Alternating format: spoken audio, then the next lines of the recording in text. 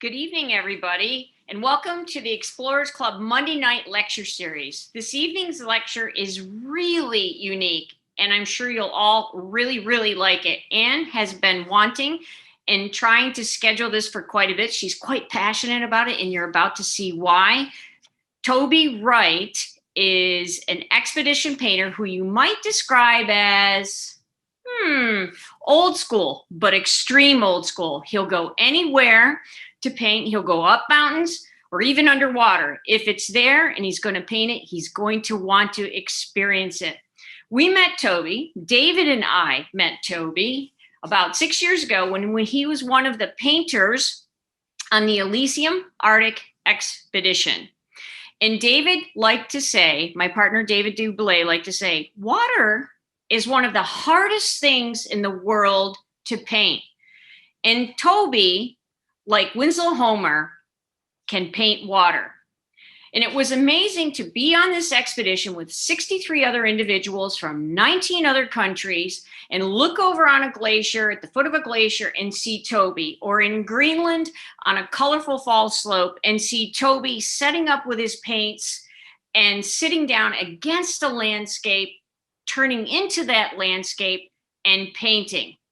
I was on the bridge of our ship one night and I walked by a painting that Toby had done, but I didn't know it was by Toby. I thought it was a painting that had been done decades ago. It was as if it had come from a historic expedition.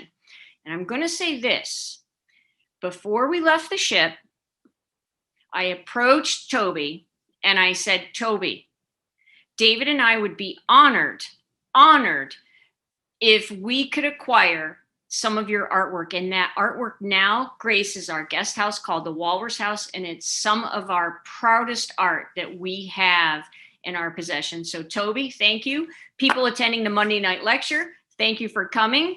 I want to tell you a little bit more about Toby and who and where he's come from. He was trained as a classical artist in Florence, Italy, and he's really committed to the traditional approach of painting from life. His passion is engaging with nature, being inside nature, and has basically put himself on top of a glacier to paint the glacier, to be there, to feel it, and to translate that into his work. And if he's thinking or about ready to paint sea lions or chasing sardines on the sardine run, he actually goes underwater with his gear, draws them swimming, and then comes out and recreates the moment. What is unique is his commitment to really experience the places that he paints in the flesh.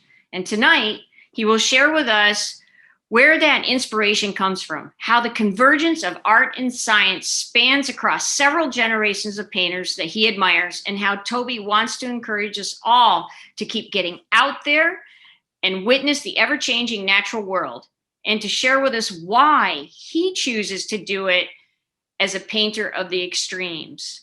Trust me, I have seen Toby in extreme environments.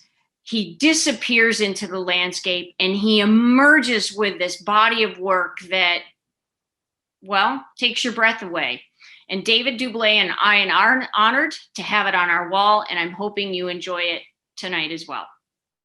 Well, thank you very much for your welcome. It's a great honor to be here at the Explorers Club. I've been enjoying very much all the recent talks. They've been absolutely fascinating. And I feel very lucky that I can get to contribute to the lecture series with this subject of art and science. I'm coming at this as a painter. The talk might be a little bit different from some of the talks that have been coming out on the Explorers Club platform recently. It's a fascination that I've had for quite some time now with the idea of art and science. I think a lot of us are sort of quite familiar with the sort of concept, or that sort of familiar phrase of art and science working together. But I wonder how many of us really know where that started, some of the interesting artists involved in that whole history, and also where are those artists today and how many of them are contributing to the science message today. So tonight I'm going to go through an overview of that. of seeing how I've been introduced to that concept of art and science, how I've been lucky enough to be invited to contribute to the science message in a mission of conservation up in the Arctic several years ago. Bring you a sort of overview of the forefathers of some of the active pioneers today in the world of art and science, and give you a sort of insight into how that's all inspired me to try and push my boundaries a little bit more, and to take a few more risks in this sort of story of, well, telling the story of conservation or the science message through picture making. So I guess I'll start with a little introduction into who I am. I've trained as a classical painter, painting in oils. So I range across several subjects, mainly portraiture, still life, and landscape. And landscape is really the subject that has brought me the closest, I suppose, to documenting the natural world. And as a young kid, I started off, I guess, the inspiration I had really when I was a kid to sort of get connected with nature was in my backyard. I grew up in the south of France with the Oceanographic Museum of Monaco on my doorstep. And this was a place that was pretty magical for me. It was a place where I spent a lot of time drawing. And at the time, when I was at that age, it was Jacques Cousteau's time as the director. And perhaps, who knows, maybe this signed copy of my whale book by Cousteau was the spark.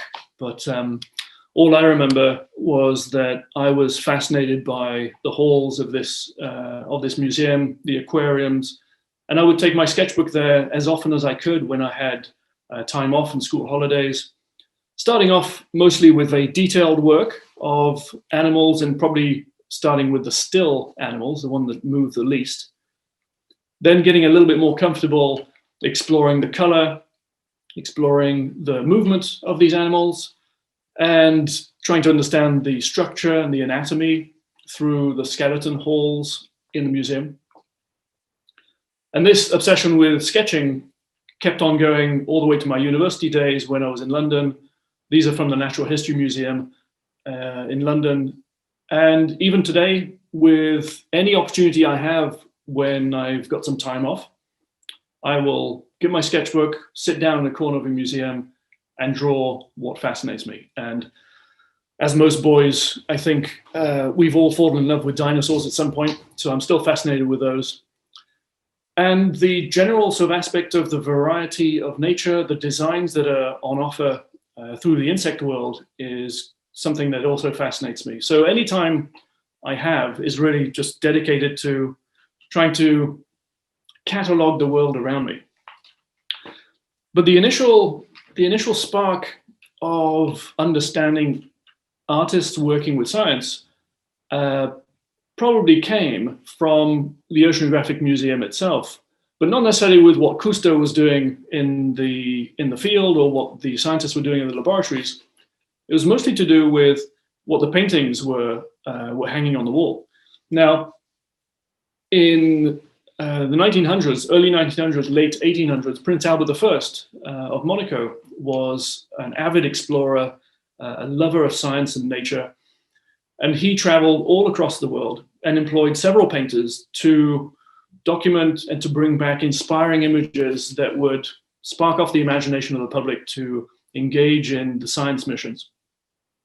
And the one that stood out is this painter called Louis Tinayre, who traveled to the Arctic with Prince Albert I, and whose job it was to basically capture as much as possible as far as the colors, the atmosphere, the impressions of the places they were traveling to.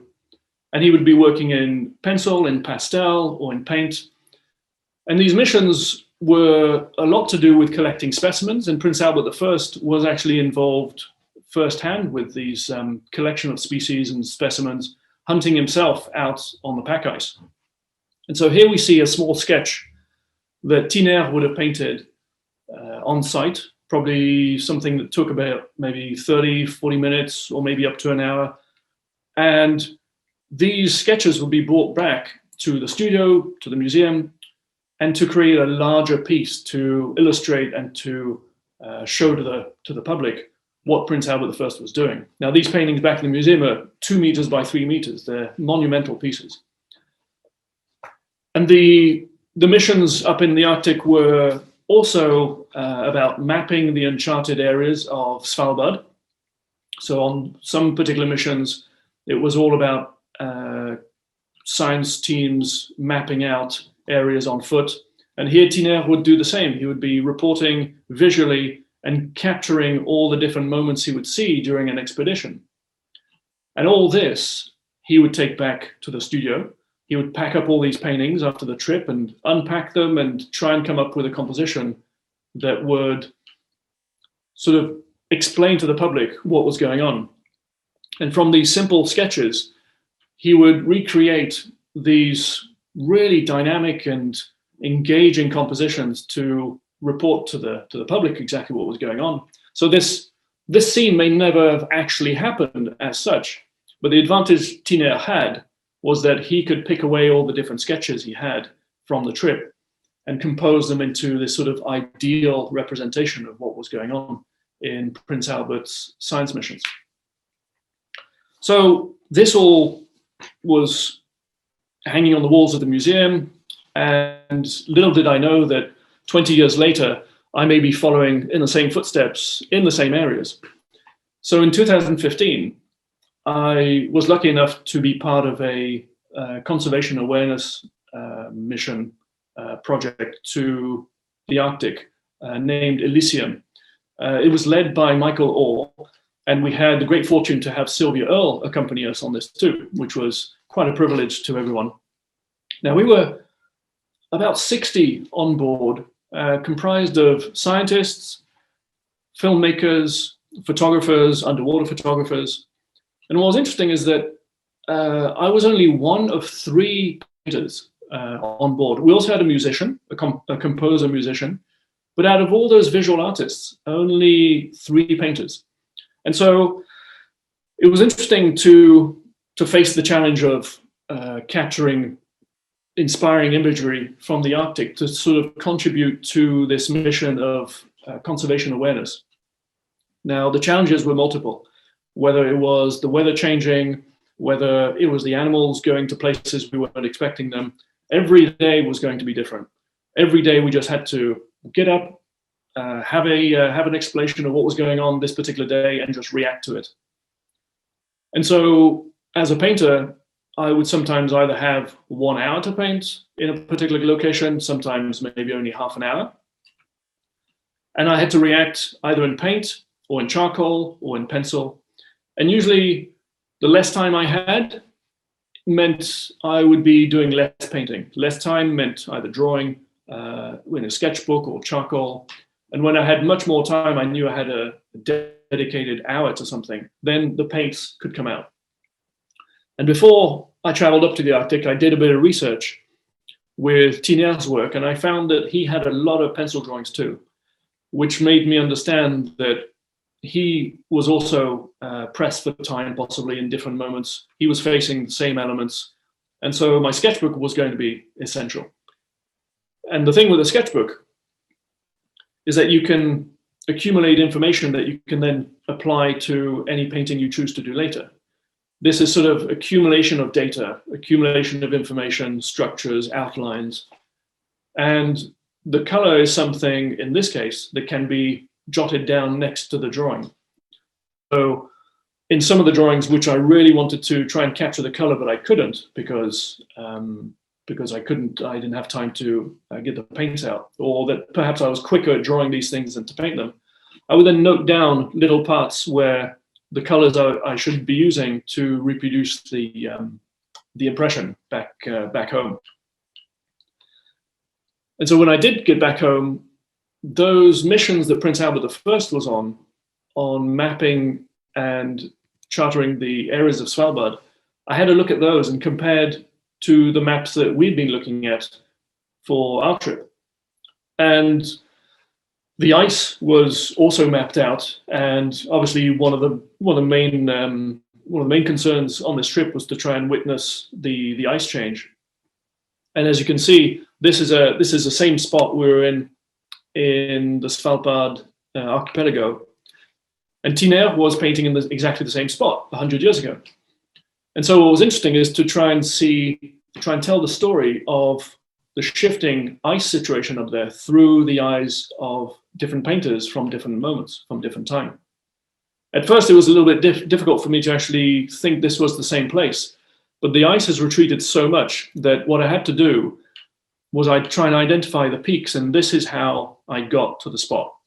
So that distant mountain in Tinayre's painting is actually the mountain that's very close to the ice wall in my situation, with a difference of about 6 kilometers from one spot to from one era to another in just 100 years.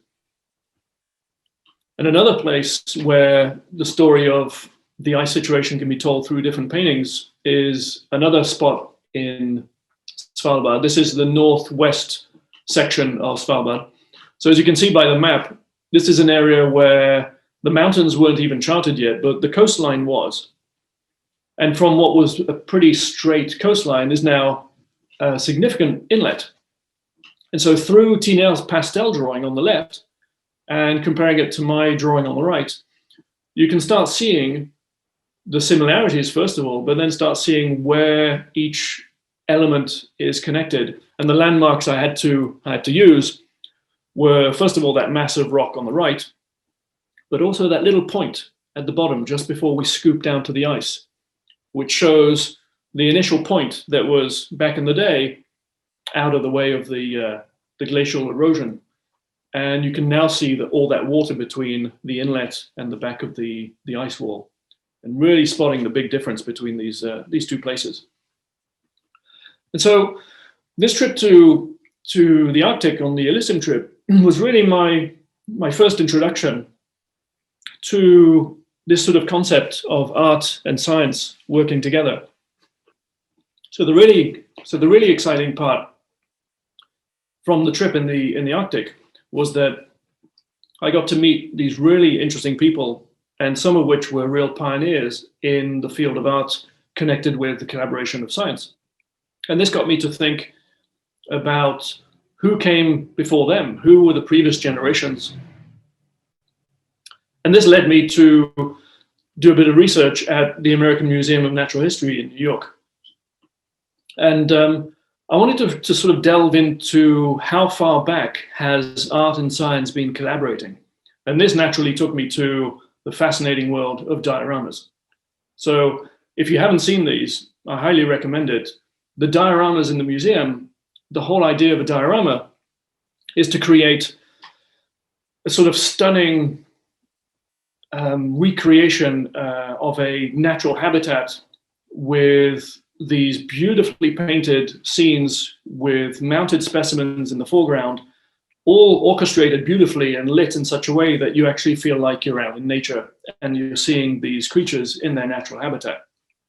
And this was all designed to try and get the public to fall in love with the natural spaces and to promote the conservation of different territories and also different wild areas across the world. And in the words of the main designer behind this, I was reading that for him, his intention was that a visitor, as he passes from group to group, may have the illusion and think for a moment that he has stepped 5,000 miles across the sea itself into Africa. And so these were designed with the aspect of inspiring the public into respecting nature, into understanding its purpose, and hopefully trying to promote the conservation of it. And a few years ago, when I was in New York, the first time I saw these dioramas, it was actually upon the advice of a painter friend of mine. Because when I'm in New York, I usually go and find paintings to study in the Metropolitan Museum or the Frick collection or various collections of old master paintings. And he told me once, don't miss out on the American Museum of Natural History, because you should go and see these diorama painters, or these background painters, as they're sometimes unfairly referred to. And when I got there, I was blown away by all these dioramas. And when I got to the Explorers Club in 2015, after my Arctic trip, I had a sort of flashback moment walking up the stairwell of the Explorers Club, because I came across this study, which I hope many of you have noticed. And this is one of the studies in the field of a diorama painter. So to sort of explain to you how these work, the diorama painter goes out in the field, travels to different locations, accumulates as many studies as possible on site, brings them back home, enlarges them onto a larger canvas into sort of a coherent single impression, so that everyone sort of is on board as far as what's going to be represented. And then it's transferred to the wall and then cleverly set up with the mounted specimens and the different sculpted plants and so on to create this amazing illusion. And so the real person behind all the dioramas is actually a man called Carl Akeley. Now, he's mostly responsible for the taxidermy, or as they call it, the mounted specimens, and the way that you mount an animal onto a sculpture. But he was also a pioneer in camera engineering. He was also invited to an expedition with Roosevelt in early 1900s, following which he was recruited at the Museum of Natural History. And he would be going out then organizing his own expeditions with painters and collecting specimens. Now, he's a fascinating character. And he is the same man who I was reading the quote of, whose intentions was to get people to really feel that illusion of looking at the dioramas. And from what I've read, he's also an extremely difficult man to kill. So he's survived an elephant trampling, I believe. And in this picture, it's after his survival of having to fight a leopard to the death, because apparently he was trying to collect a specimen of a leopard. And this thing launched itself at Akeley, knocked his rifle out of the hand, and he ended up having to actually just battle this thing and see who would survive. And he's quite the character, and I'm sure, as I said, there's a whole lecture that can be dedicated to him. But he was ultimately a sculptor, and he wanted painters to match his vision of what he wanted to do for these dioramas. And so you can definitely notice a moment in time when it comes to a moment before Akeley and after Akeley.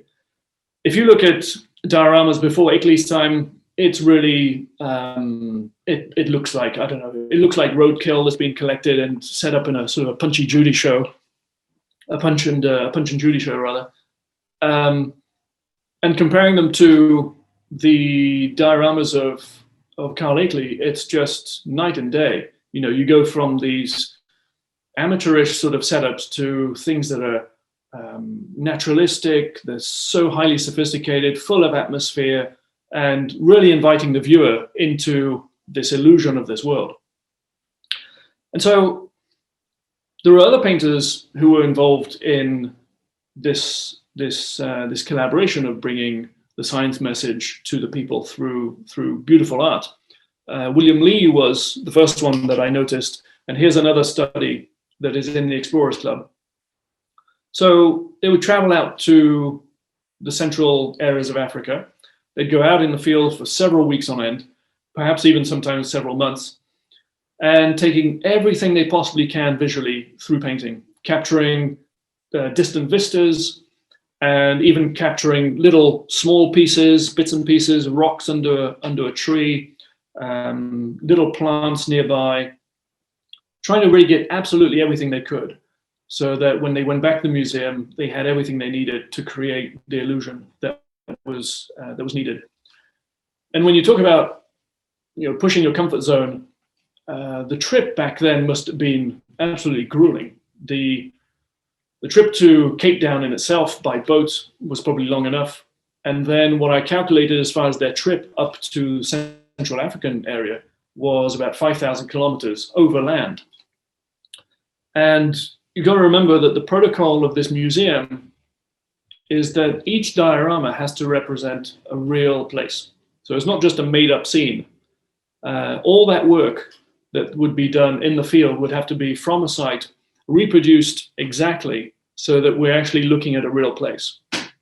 And so back at the museum, it would be drawn up on the walls and then painted.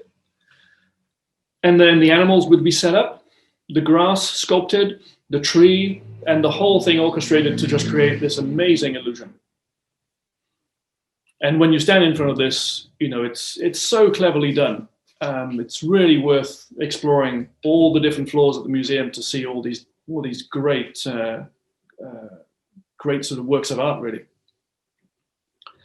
Now, I'm going to introduce another painter. I'm going through 3 painters from the dioramas. I could be talking about many more, but the 3 that really stand out to me was William Lee. There's James Perry Wilson, who sort of took on, after William Lee left the museum, they overlapped. And James Perry Wilson continued some of Lee's African pieces, but mostly moved on to the North American wing. And here he is in the field, accumulating information with different specimens of plants, and then back in the museum at a different moment on a different diorama, filling in and completing the wall. And from what you can see there, the little sketch on the easel, all the while having the animal already there, so they can already start working out how all the lighting is going to function. So James Perry Wilson, as I said, was moving to the American wing. And this is maybe one of my favorites. It still confuses me every time I go and stand in front of this. So it really gets me to be able to be in front of something like this, maybe 2 or 3 meters away, and still not really know where the boundary of reality and fiction really lies. And so I'm going to try and see if you can see that. If you can have a look at this and try and imagine where you can guess or where you can decipher where reality finishes and where illusion begins. And this is really something that amazes quite a few people I show these images to. And the closer you get, you can still be tricked by the illusion. And the closer you get still, this is where you start realizing that, okay, that plant at the bottom, that's a real one. And then the plant at the back, that's a painted one. And so you can see the limit just there across, just behind that little black and white rock. And that really puts into perspective the work here. And when you stand back, it really works as a whole piece. Now, the last painter I'm bringing into this review of the diorama painters is Belmore Brown. I'm always attracted to these blues and whites. Always fascinated with the snow, the snowy areas, the peaks of the mountains or the Arctic. I've always been drawn to this one. Reading up on Belmore Brown, you really start realizing how he was so comfortable and so good at recreating these. He's a mountaineer in his own right. In fact, he spent so much time climbing the mountains up there that he was almost the first person to stand on the top of Mount McKinley, which is now, as I've read up, is now called Mount Denali, the highest peak in North America. I think he was thrown. His bid for the top was basically denied to him because of a storm, but he was about 300 yards away from being the first man standing on there. So his experience in these areas is profound, and I think that's how he manages to be able to orchestrate such incredible impressions and give us these backgrounds that are awe-inspiring, really. This is one of the big favorites at the museum, I think, right at the end of the hall. So this recreates a scene in Alaska. And like I was saying before, these are from real places. And so Belmore Brown would have had to be there. Here he is completing the background while the specimen is already set up. These are the Aegelean pinnacles. I'm not sure if I'm pronouncing that right, but they are set up. They're placed just down the peninsula off the coast of Alaska. And just in case you had missed where the limit of reality and fiction was in this one, the boundary is there, just behind the bear. Just as soon as you pop there, it's a wall, and somehow you have this amazing, convincing space letting you into this this illusion of an amazing, pristine, natural environment. And so doing a review of these diorama painters was really on the back of coming back from the Elysium Arctic trip. That's where I met some pioneering photographers, some people who are sort of really committed to this art and science collaboration. And then after having seen these diorama painters and seeing the extent to which they push themselves, the comfort zone that they're comfortable sort of pushing beyond, it got me thinking about seeing if I could experiment with this stuff in my own way. And so through the people I met in the Arctic, I also had the good fortune to be invited to other expeditions where you could interact with wildlife. And in the Arctic, the Norwegian Arctic waters, I was lucky enough to go snorkeling with orca and whales. And I wished I had the preparation to draw on that particular occasion, but I had to prepare my drawing materials for another time instead, and this time in the slightly more comfortable waters of the Sea of Cortez, where I have come to a couple of times now to interact with the sea lions in the Sea of Cortez there, on the islands of Los Islotes. And this is a sort of an experiment I gave myself to try and see if I could find the right tools to really draw my experience and my interaction with nature in the most direct way possible. So I was looking online, I was researching, and I wasn't really being able to find the right materials, but I had a look at how archaeologists draw underwater. So archaeologists sometimes are required to draw the excavation sites that they encounter. And underwater engineers sometimes have a slate and divers to write things down. But I looked around, couldn't find anything in the shops that were really suitable. So I had to basically make my own stuff. And to do that, I had to buy plexiglass sheets. I had to sand them down to make them the right texture. I then had to worry about how to keep my materials from floating away from me. So I had to drill holes into each one and put rings through them. Those were to then attach a leash around my wrist. And then to draw with, I had to find waterproof pencils, and wax crayons were actually the most efficient thing to be drawing with. So once I had all that together, I could then take the plunge, jump in with these animals, and start drawing them. Now, a lot of the time you have sea lions sort of swimming all over you, and then other times you have them keeping their distance. And the idea here really is for me to try and engage with my subject as close as possible, so that I can really study their movements, their gestures, and even in amongst them and in amongst the movement, I can already start imagining a composition and a picture that can really convey the whole experience of being in the water with these animals. Now, the camera could be doing the same thing for me, but with a drawing, I find that I can capture things that are a little bit more with my own selection. With the camera, I would find myself sometimes missing the moment that I would really want to draw. Whereas if I'm really just watching them evolve and watching them move around me, I can choose a little bit better how to capture the moments I'm looking at. And so these drawings would be then transferred into my sketchbook. I would then move back to the studio and actually use some of my own footage that I filmed. And by amalgamating all these drawings together and keeping them in the studio to keep my focus on the inspiration of the big impression, I would start moving towards getting all the different elements onto the same canvas. And one year we had cormorants, which really added to the whole experience. And so I had to include them into the painting. And so as I was going along with the sardines and the various different fish on the reefs, the cormorants and the sea lions, all the different moments from that week, as a painter, I could sort of cheat, because I could take all these different moments from different places, different light conditions, different gestures, different moments in the week, and actually bring them all together into one single image that for me represented the full experience and the full immersion.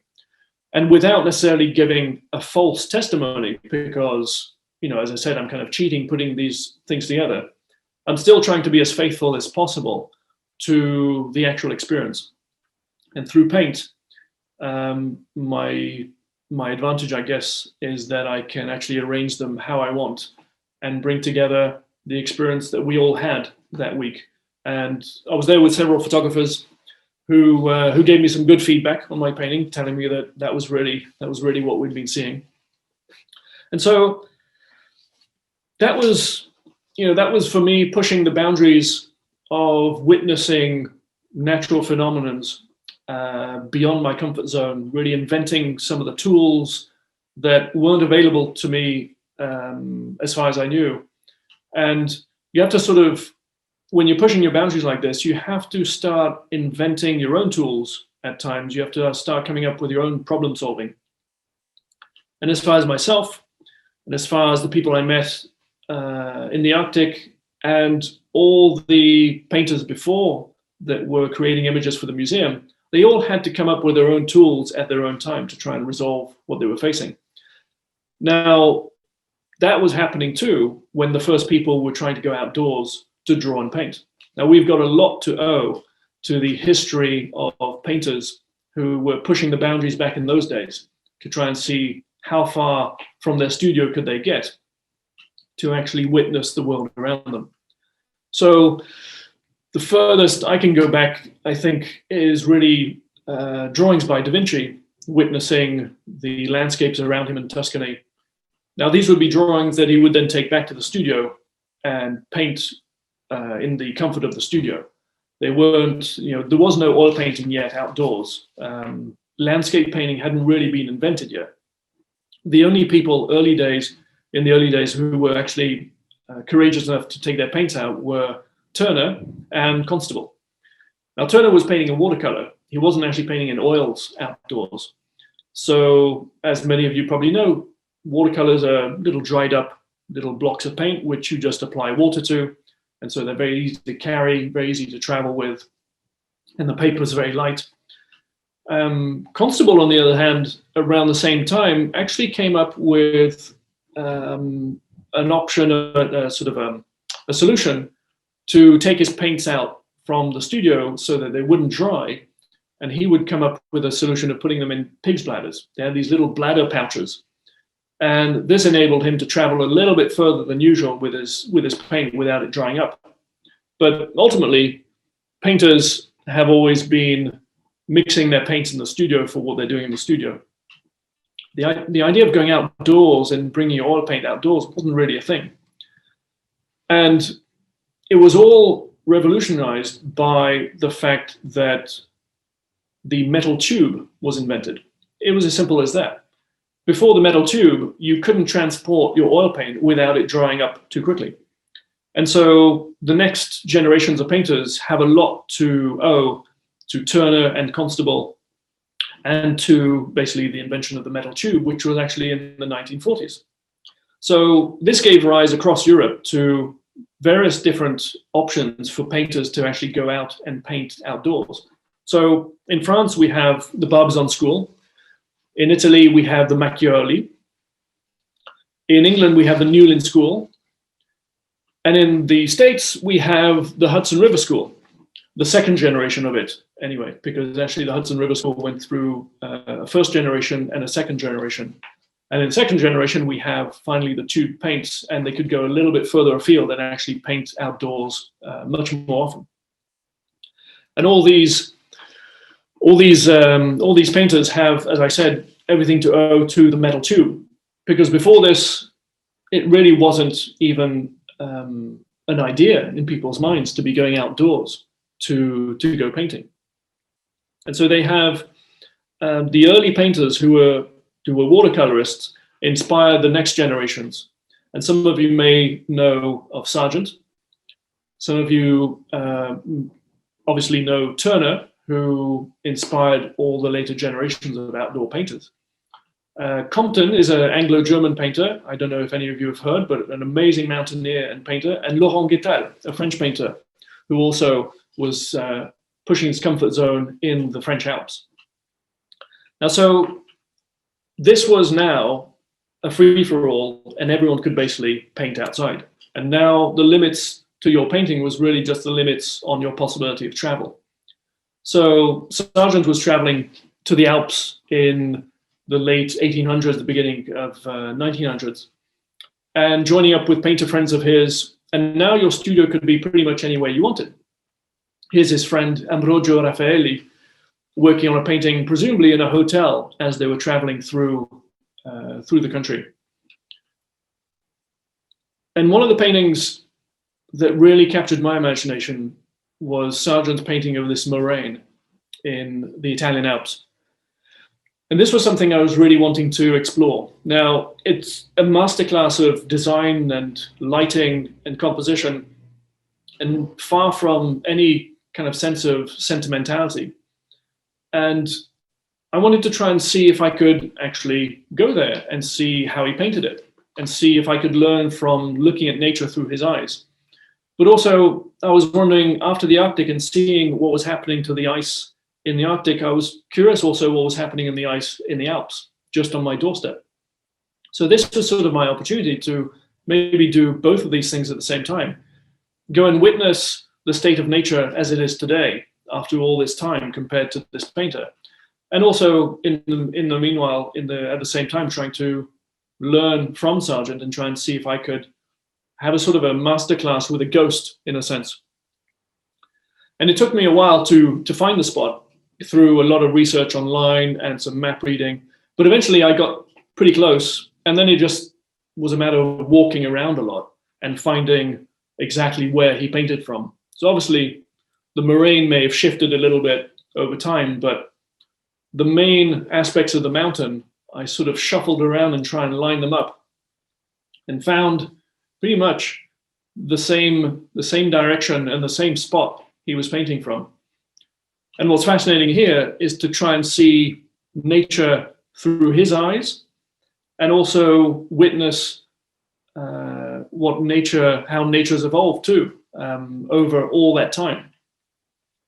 And so I was curious to find more. So I got some more Sargent paintings to try and see how he was seeing the glaciers up in the Alps back in his days. Here's one he did called Courmayeur. So Courmayeur is a whole valley. So, how am I going to find exactly where this peak is? Courmayeur is one entire valley that has a whole bunch of different access points. And so I would look on Google Maps and Google Earth.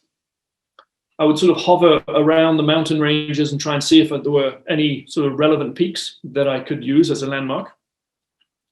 Once I would home into something that I feel is pretty close, I would have a go at popping down into Google View.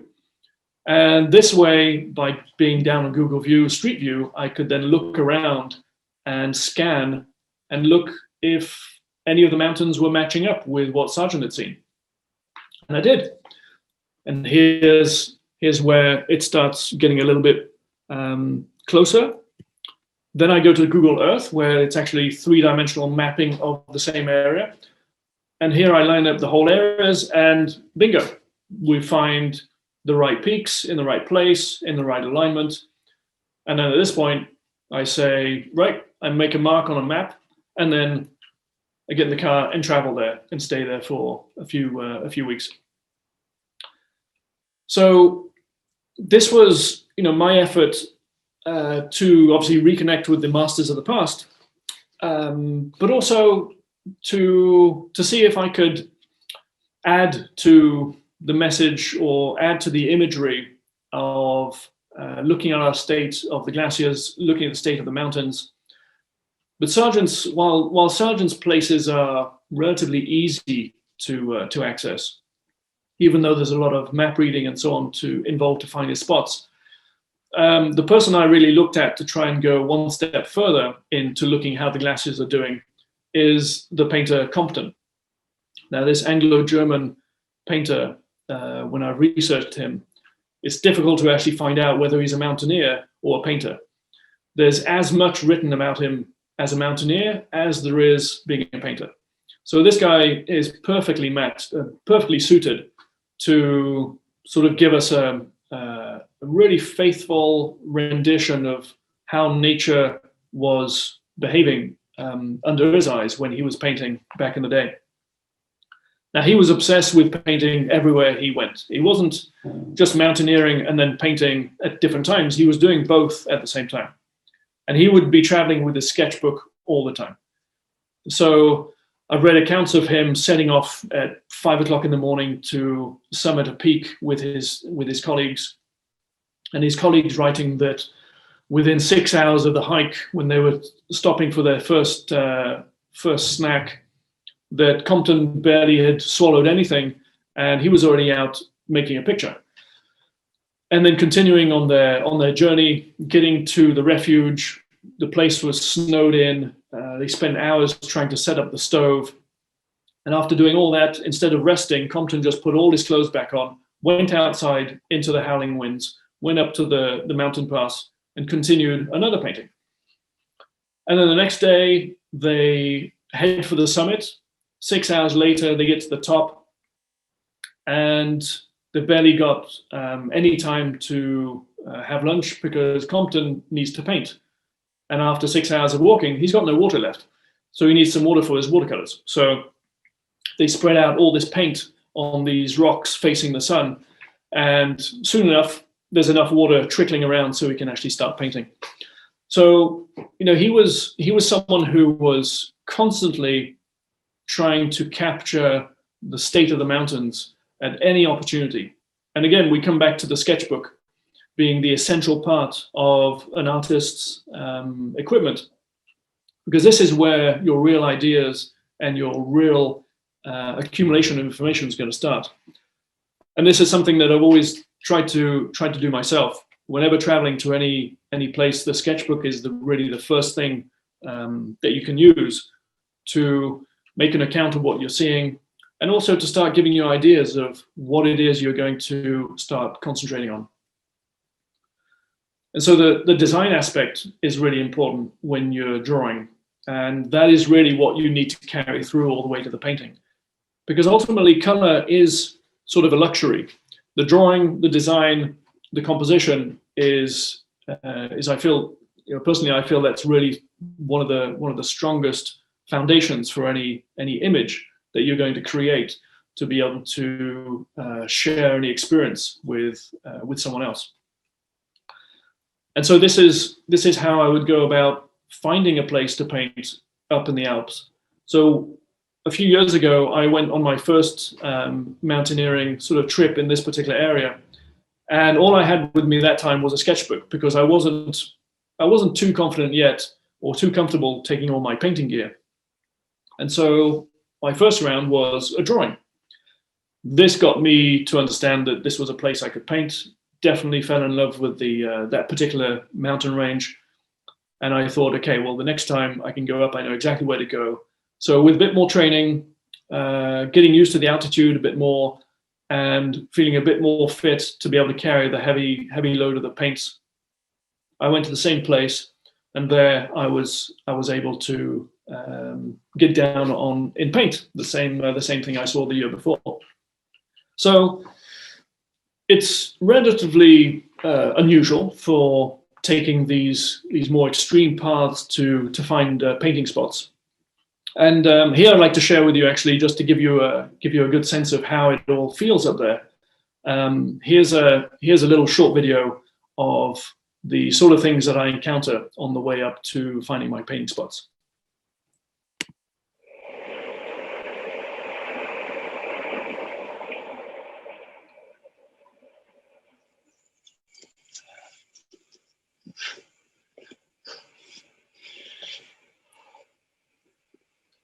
So here are the ladders that actually lead you down to the Mont Blanc, which is one of the glaciers that's been melting most significantly in the Alps. And these steps are basically built every couple of decades to keep up with where the glaciers diminish into.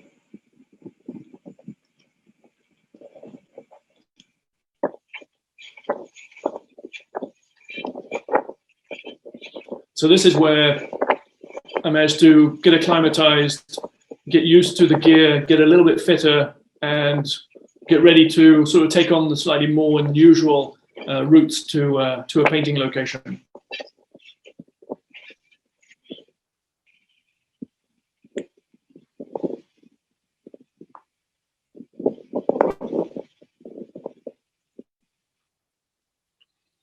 So it looks pretty isolating out there.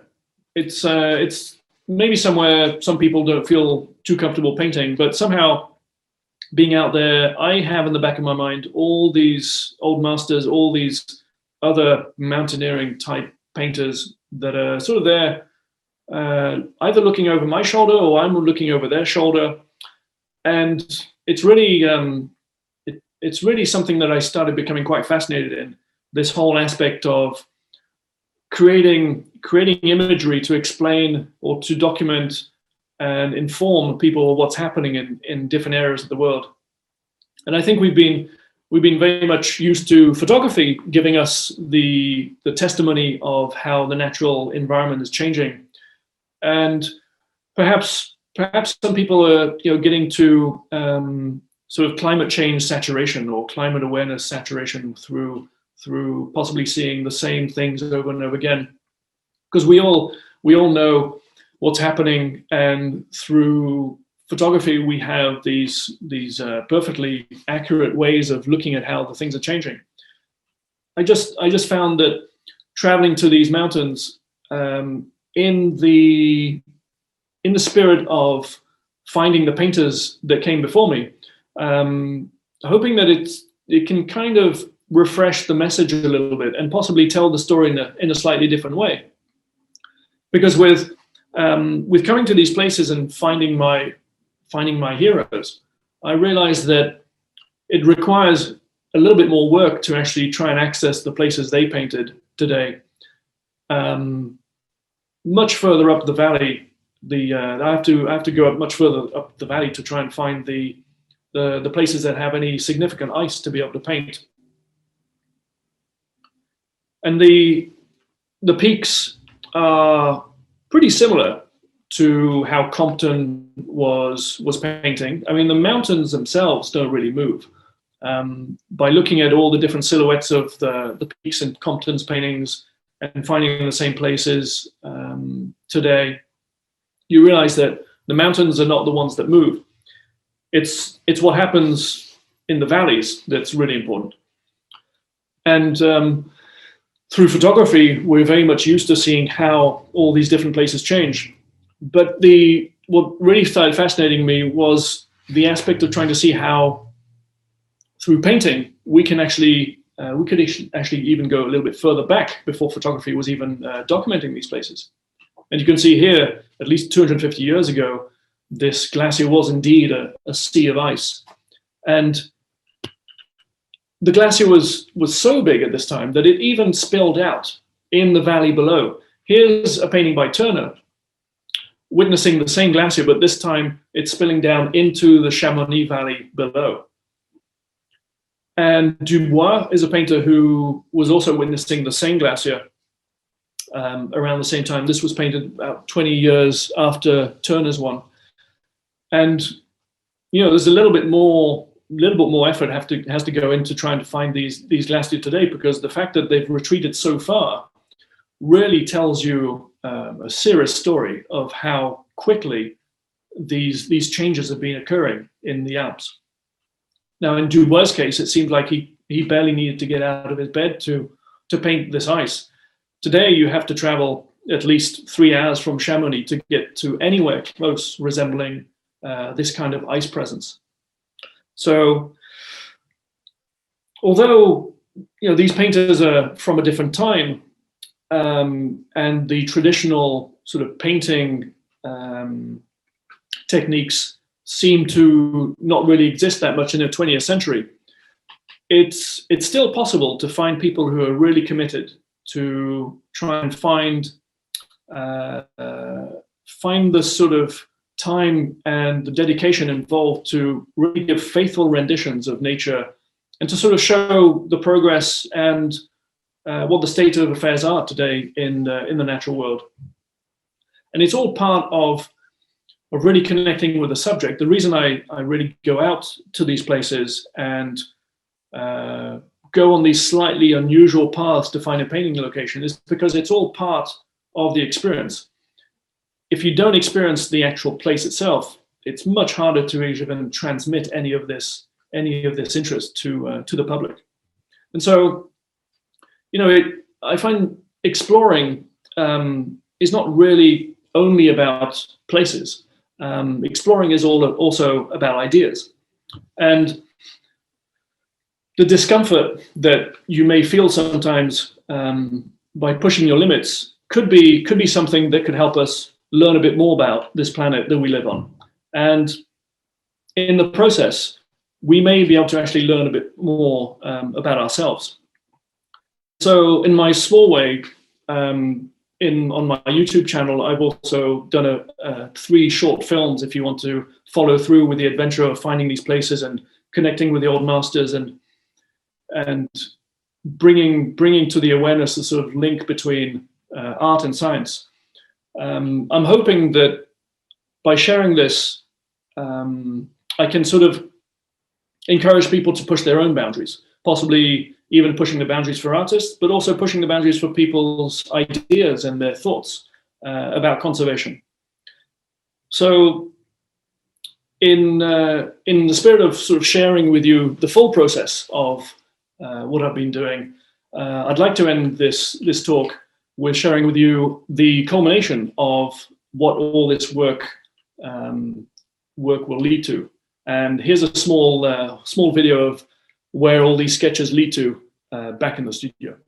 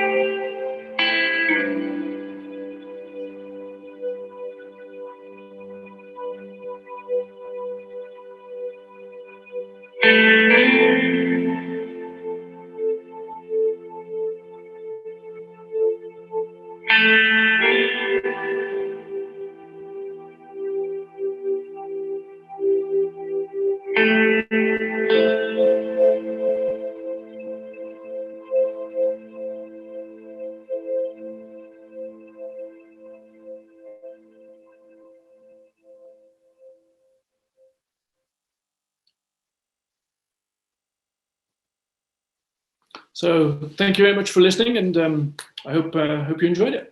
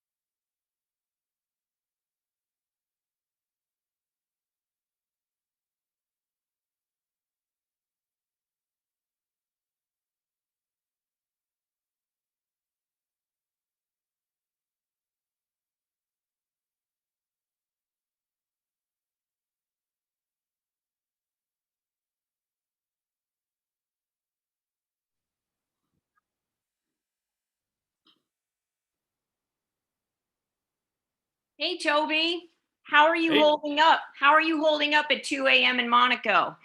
Oh, this is my usual lifestyle. I'm always up at 2 a.m. Yeah.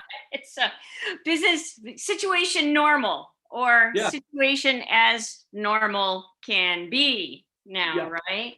as normal Yeah. as you can hope. Yeah. Yeah, this is incredible. You know that David Dubélé and I are fans, absolute fans of your work, and this presentation was, it's incredible. It takes us right back to the field when we were with you in the Arctic. And for Right. us, your work it's timeless, it's remote, it's raw, and it's real. And it comes with this smashing collision of art, science, and the way to history. And David wishes he could be here, but he's not here because he's had oral surgery. And he did not want to try and say words that no one would understand. So he sends his regrets for Yeah. this. I wanted to share a story about you, mister.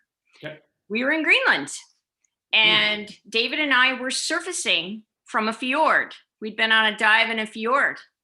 And we looked up, we were talking, we looked over and saw you on a slope, seated, painting. And you were part of the landscape. It took our breath away. It was, you were part of the painting you were painting. And I'll never forget how it was timeless. It was absolutely, it could have been a century ago. You're a man, your art is absolutely timeless. It's incredible, and it graces our walls. So thank you. We Well, love thank it. you so much. All right. Well, You mentioned something. Somebody brought up in the question or the question section here that you had mentioned the taxidermist, and he had been Akeley had been a former president of the Explorers Club. that's right. Yes. In 1917, I believe. That was yeah. That's kind of a very, very cool connection. So, Yeah. are you ready for some questions? Are you ready to Sure. answer some questions? I'll All right. do the best I can. They're piling in here, mister. This has been fabulous. So Luna, you ready for Luna? Yep. Luna asked, art history describes Hudson River School as paintings that reflect three themes of America in the 19th century: discovery, exploration, and settlement. Is there an iconic artist or a group of artists who captured the essence of the environment in the 21st century? Wow, it's always difficult. I must say, I'm really bad at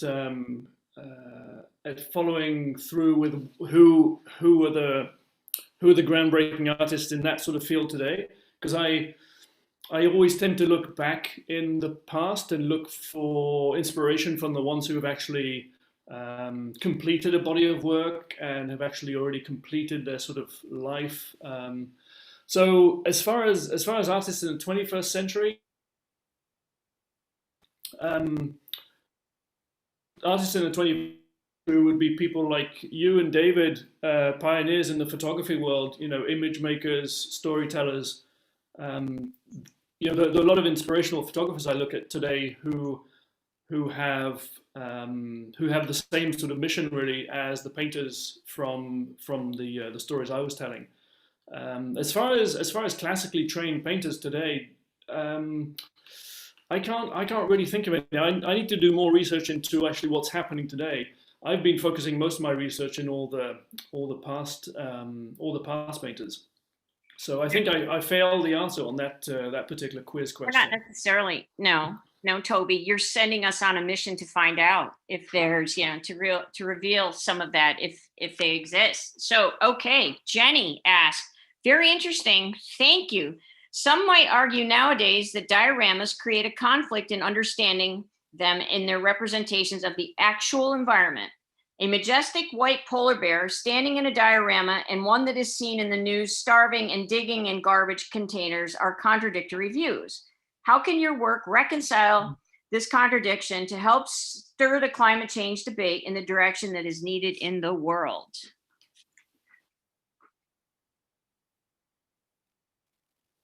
Did you hear that, Toby? Or did we lose you? It broke up quite a bit, but if if you can just try to just go through it a little bit, maybe once more. Okay. Okay, you ready? Okay, it's from Jenny. Yeah. Okay. Some might argue nowadays that dioramas create a conflict in understanding them in the representation of the actual environment. Okay, did you get that? A majestic white polar bear standing in a diorama and one that is seen in the news starving and digging in garbage containers are contradictory views. How can your work reconcile this contradiction?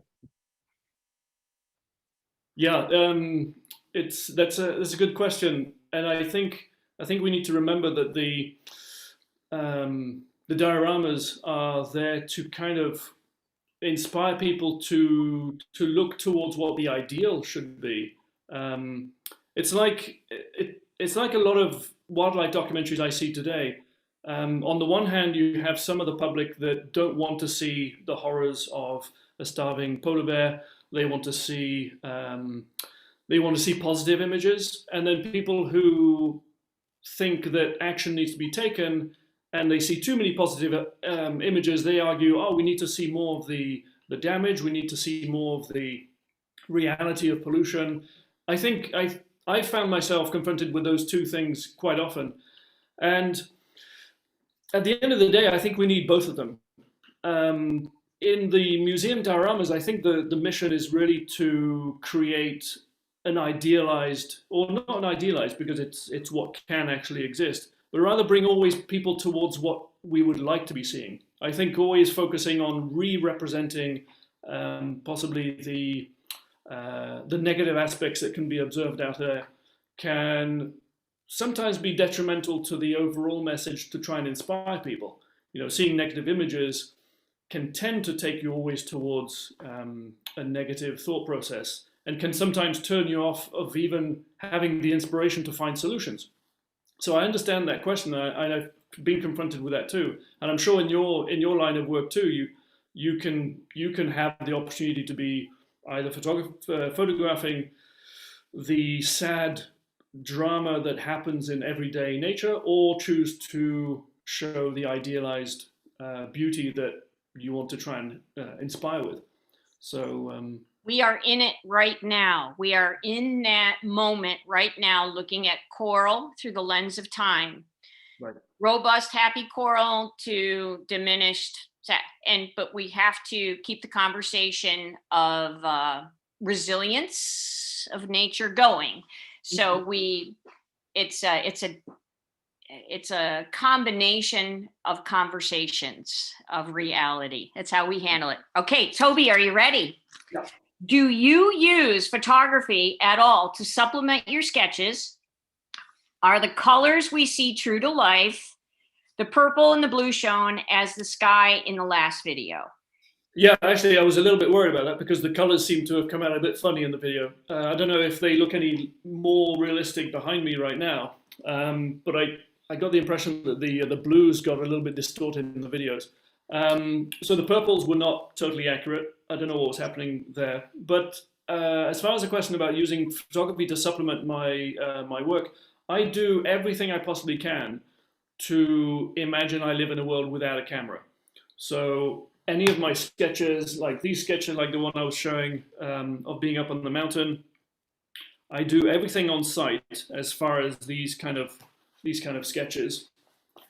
You know, these are right there on the spot, just with a pencil, just sitting down, taking half an hour, 30 minutes, and then this is the actual color sketch for the one big one behind me. So that's all done on the spot. The only thing I do sometimes is I could take a photograph for the sake of drawing, for the sake of design. So I trust my eye with colors more than I trust what I can do with the camera and how I manipulate the camera to get the colors. A camera really only functions almost like a black and white photograph. I would use it maybe to confirm the contours of the mountains, because you know there's going to be some real mountaineers who will look at this, and if I get some of those rocks out of place, they'll say, you know, he wasn't really there. Mm-hmm. And as far as underwater, I use film. I don't use still photography. So what I do is what I did from the Sea of Cortez is I took a little GoPro with me and I clipped it on the underneath of my panels, filming always what was happening. So when I was looking down doing a drawing here, I could have potentially some footage to watch later when I'm back home to capture another movement. So I set up a screen back here, have a projector, and actually get my sketchbook out and sit in front of the film and just have it playing, because I find it much more realistic to actually watch movement and try and draw from movement than to draw from one single moment with a camera shot that I take. Because what I'm trying to do is when I'm trying to capture one of these silhouettes and one of these movements, what actually happens when I'm looking is when a movement happens in front of you, you capture maybe 2 or 3 little moments, and I try and draw those moments and encapsulate them into one drawing. I can't do that with a snapshot. I'd have to use 3 pictures and amalgamate all 3. So I actually prefer using film, like moving film, for any reference later. Wonderful. I have a secret. I have an admission for you. When we were in the Arctic with the Elysium expedition, I used to sit and close my eyes and listen to you sketch. It's magic. And then I'd open my eyes to see what you had sketched. The sound of you sketching it's incredible. There, I've admitted it. I stalked your sound. Okay, from Laura, you ready? Yeah. I like to sketch what I see when I travel at a very basic level. But when I draw, I'm not able to create something new. I always draw from what I see, landscape, picture, or object. Would you say that drawing something new or create a whole new paint without copying is a different process? I'm always wondering if this is a lack of imagination not to be able to draw something I imagine and not something I see directly. One complements the other. I think drawing from nature will always help your toolkit in drawing things from your imagination.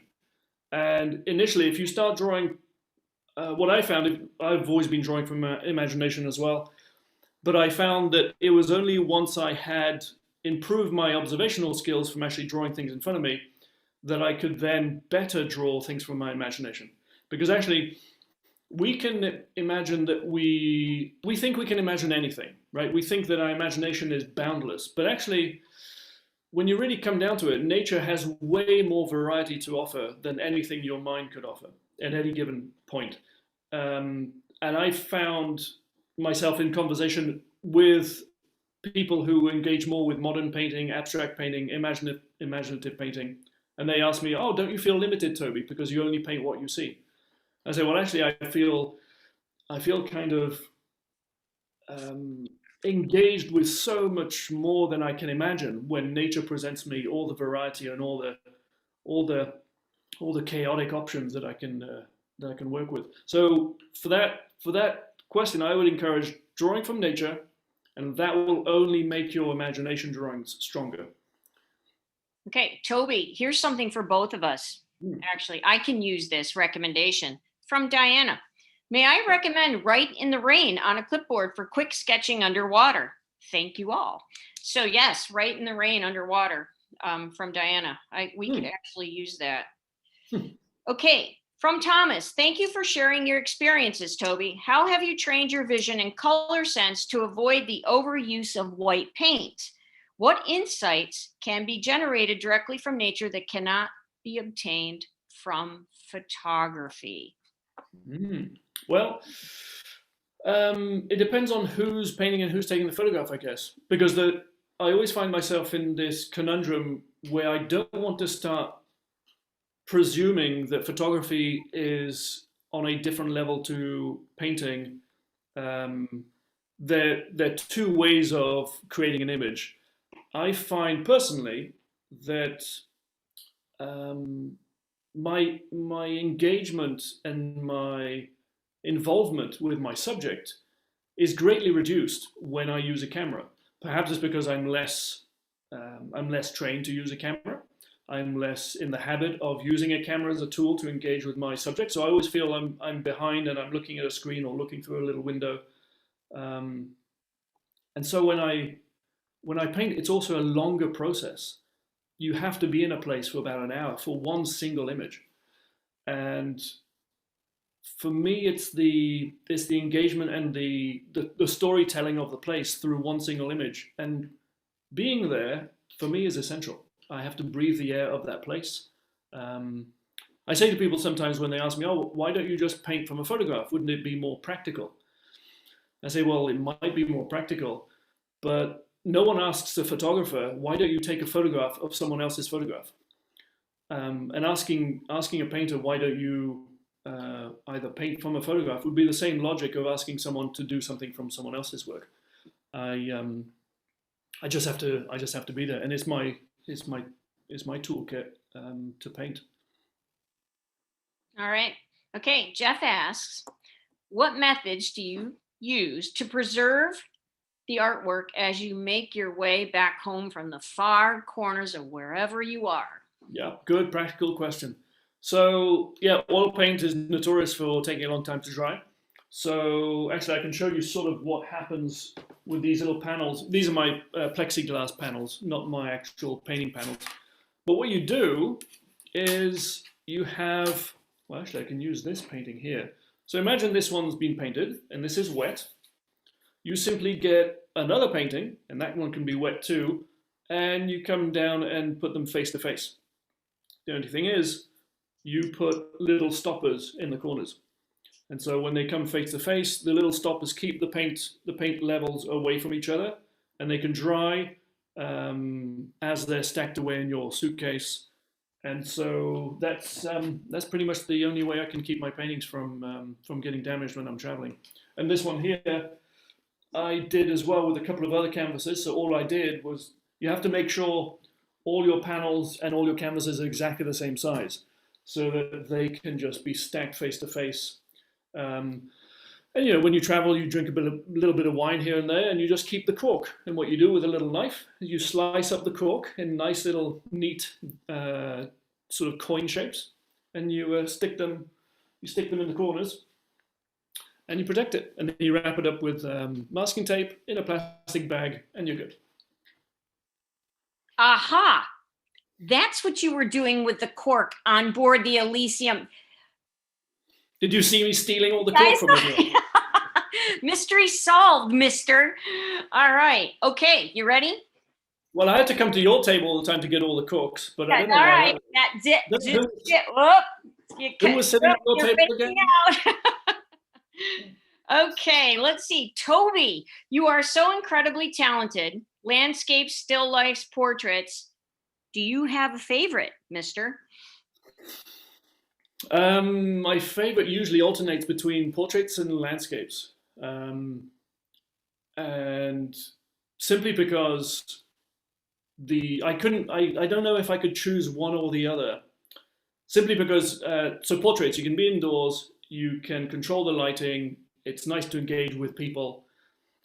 But you know, after a while, you sort of get sick of interacting with people, and you also want to get out and try your hand at the unpredictable. Because when you're outdoors doing landscapes, there's no control. You're at the mercy of whatever nature presents you. And once you're absolutely exhausted after weeks or months painting outdoors, all you want to do is get back indoors, have a person to paint, or at least have lighting that you can control through a window and have everything you want in the studio. But if I had to pick one ultimately, I think I would have to go for landscape. Because I could always bring a person into a landscape and get portrait and landscape, so I can get the best of both worlds. I know I'm a fan of your landscapes. I'm a big fan of your landscapes. Okay, what you just answered leads me to Jenny's next question. What are the tricks that you use to paint in frigid temperatures, given that you are not moving? How do you keep and maintain your body temperature? Well, on Elysium, it was a good breakfast and good gloves and good boots. Everything else, I mean, you've just got to wear the rest of the clothes that you would wear in cold weather. But ultimately, the weakest points are going to be your extremities. So your hands are not going to last long. and your feet are not going to last long. The feet get pretty much taken care of because you don't need dexterity in your feet. So good boots, and if you're on snow, you bring your own little wooden board. You put it on the ground as an insulator. You stand on that. If you can't find that, you grab some branches. You snap off some branches, make a little bit of a covering, and you just want to create that layer off the snow. But as far as hands are concerned, it's a bit of a gamble. You've got to sort of hedge your bets. So the more covering you have, the less dexterity you have, and you drop your brushes.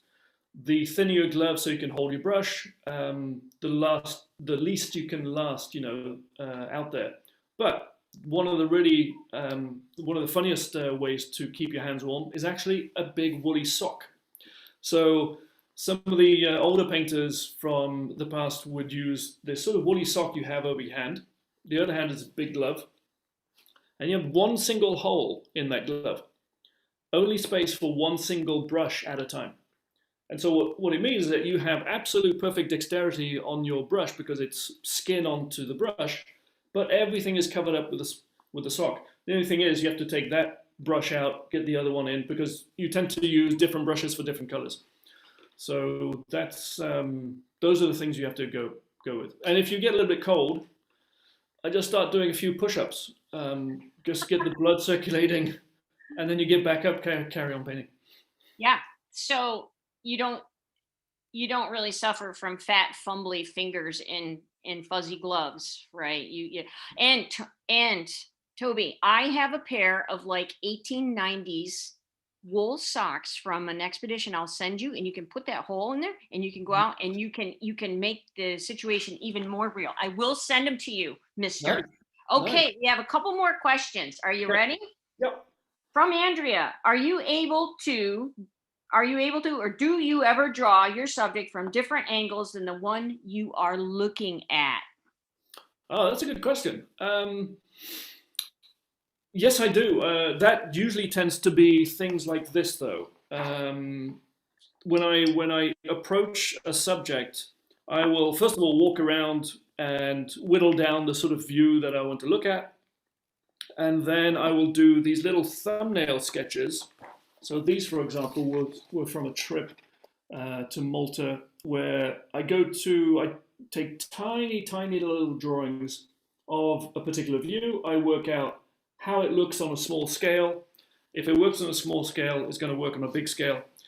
And often what I do is I go to a place, do all these drawings, maybe 2 or 3 down the same street, and then later on in the day I study them and I put a little tick next to one I'm going to do. I mark down the time I drew it so that I know those are the shadows that I like. But funny enough, it's a good question because Corot, one of my many favorite painters, he's also kind of the grandfather of landscape painting. He was known to actually completely walk around his subject before he started painting it. He would actually, if he had a tree in front of him, he wouldn't just sit here. He'd walk up to the tree, walk behind it, walk to the side of it, look at the bottom, look at the top, and he would accumulate all this knowledge from being close to the subject, and then come back to his vantage point. He felt he had a greater, a more educated vision of his subject, and I think that's how his paintings are so atmospheric. Okay, you ready? Ready Yeah. for another one, mister? Mm-hmm. Darren asks Toby this. Toby, do you see yourself as documenting through paint the devastation of climate change or bringing a modern take on landscapes with inspiration from the masters? Yeah, I'd have to say a bit of both, right? I'd like to sort of tell a longer story, I guess, a larger story. As I was saying in the talk, that with painting, it's more of a connection with the life of those individual artists, and also seeing the arc through all the different moments in history where people were going outdoors, and at the same time, I just found it a beautiful coincidence for all the things that I like, that I can go and witness what's happening today in nature. At the same time, compare my vision of nature to how painters did it before, and that particular subject to actually reveal a passing of time. and adding to the story, adding to the message of thinking about what's going on. Okay. Hey, best comment yet. Where can people find your artwork, Toby Wright? Where can they find more Toby Wright? That's the first time anyone's asked that. So, well, you can go to my website, tobywrightfineart.com. And as far as seeing the actual paintings in the flesh, well, I've worked with several galleries across Europe and the US. I've been working much more on private commissions for the past few years, but one of my biggest paintings is in the Oceanographic Museum in Monaco, representing the board and the directors and Prince Albert II as the directors of the museum. Other public collections, mostly just private collections, but otherwise in my studio in Monaco, online. And most of my work you can see on my Instagram page as well, on Toby M Wright. Okay. And yeah, I'm going there. Okay, Toby, gonna squeak in one last question because it came flying in. Why don't your oil paints freeze when at high altitude and cold temperatures? Why, Toby? Why? Why don't they freeze? They can almost. The oil never really freezes. So what happens with oil paint is it starts getting really sluggish and syrupy, and your paint just starts getting applied almost as if your paint's turning into honey. And that's what I was experiencing the first few times I was painting up in the Alps many years ago. I'd even started painting under snow sometimes, snow just falling on everything. Luckily, it doesn't mix with water. But the simple solution to that is actually just thinning down the medium, thinning down the oil in your cup with a little bit more turpentine. And that's the secret. You just have to basically thin it down a little bit because the oil just gets congealed with the cold. Excellent. Okay. Hey, Toby. Yeah. So I'm going to squeak in a question. Can we, will I see you on another expedition? Yeah, I hope so. I hope so.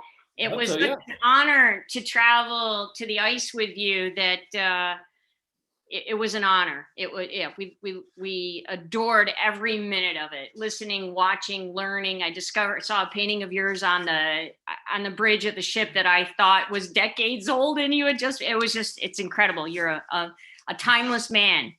Anything you want to say that to the listeners, to the questioners, to anybody that's out there? I'm so happy there was so much engagement. And the questions I love the questions. They bring up a lot of different issues that I try and wrestle with myself, especially that idea of, image making to inspire for greater ideal, or image making to bring awareness to tragic realities. I think that's an ongoing conversation that is a good one, and I think we need both, obviously. One of the big things I've been trying to do with my little videos I've just put on my YouTube channel, basically documenting my trip up to the mountains, is to remember that you have to engage with your subject. Today we tend to sort of see everything from a distance. Everything is so virtual. I mean, COVID has brought it to its utmost extreme of being completely disconnected with the subject at hand. But I think, I hope that when things open up a little bit, that people will just be so desperate to get out anyway. I really want to be able to engage with people on that level where they've actually been to a place, actually lived it, actually taken the time, not gone for a quick soundbite or a quick visual bite, whatever that might be called. And take a little bit more time looking at the world. Take a little bit more time, instead of trying to get the fireworks and the snazzy sort of shock effects, or trying to get a selfie next to something famous or next to a mountain. Engage with the subject instead. Don't try and make yourself the center of that subject. Try and bring the subject to the conversation, and really getting out there. That's one of the things I really want to show with the unusual path I take to go and paint. The purpose of going to a place and engaging with a subject is to actually have a real connection with it. And we need that. You bring us there. Whether you know it or not, you are part of nature. I've seen it. I've seen you disappear into the landscape. I think the picture I want, the sketch I want, is you sketching, but I want you embedded in the landscape, because that's what I have in my mind's eye. So we are keeping you up, mister. It's time to let you go to bed. It's time to thank everybody who tuned into this. Thank you very much for the collision of art and science and history and passion. You're a passionate man. You're like a Renaissance man out there. That's what I think of you as. And so all of the listeners here for the Monday night series, next week will be my colleague, David's and my colleague, Brian Scarry, talking about the secrets of whales. Make sure you tune in for that. It's released in the May Oceans issues. And followed by that, the following week is Wade Davis. And Toby, it's really good to see you. It's really good to hear you and to see your work. Jen, and you and David were a great inspiration to me too when I was up in the Arctic. It was a real privilege to be able to spend all that time with you. Can you believe it? Artists, photographers, filmmakers, musicians, scientists, writers, poets, all of us on a ship, all of us fanning out. And we are so damn lucky to have some of your work that when I saw it coming together, and I'm sorry if I stalked you on the ship. Small place. I stalked you. How do we get that? So everybody, thank you so much for tuning in. And you can find Toby Wright's work. And if you're as passionate about it as I am, you'll stalk him too. So actually, Toby, it really is. It's so good to see you. And thank you, Explorers Club, for hosting this. It's great. Thank you so much. Incredible. Thank you for doing it. All right, everybody. Have a good night. Stay sane, everyone. Yep. Bye. Good night.